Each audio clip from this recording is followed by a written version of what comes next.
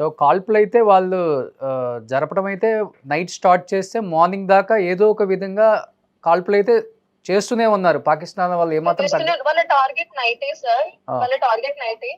So, ఇక్కడ మా మా యూనిట్ మా ఫ్యామిలీ మెంబర్స్ ఒక 60, 70 మెంబర్స్ ఉంటారు.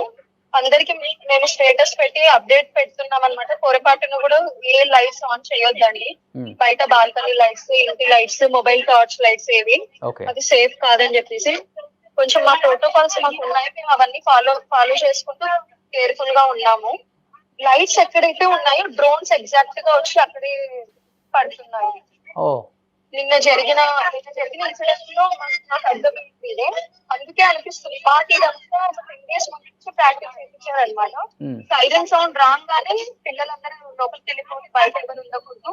లైట్స్ ఏది ఆన్ లో ఉండకూడదు. చాలా కష్టం నిజంగా లైట్లు ఇంట్లో ఏమి క్యాండిల్ గూడా వెలిగించకూడదు అనేది గూడా చాలా కష్టం పిల్లలతో అసలకి పాపం ఇంకా నిజంగా. మేమంతా క్లోజ్ చేసేసుకున్నాక ఒక దీపం పెట్టుకోవడమా, చిన్న టార్చ్ పెట్టుకోవడమా, అది కూడా బయటకి షాడో వెళ్ళకుండా అలా అలా మెయింటైన్ చేసుకున్నామన్నమాట. ఓకే. ఫుడ్ వరకు డే టైమ్ లోనే ప్రిపేర్ చేసుకొని నైట్ వరకు ఇంకా అదే అడ్జస్ట్ అయ్యేలా సెట్ చేసుకునేవాళ్ళము.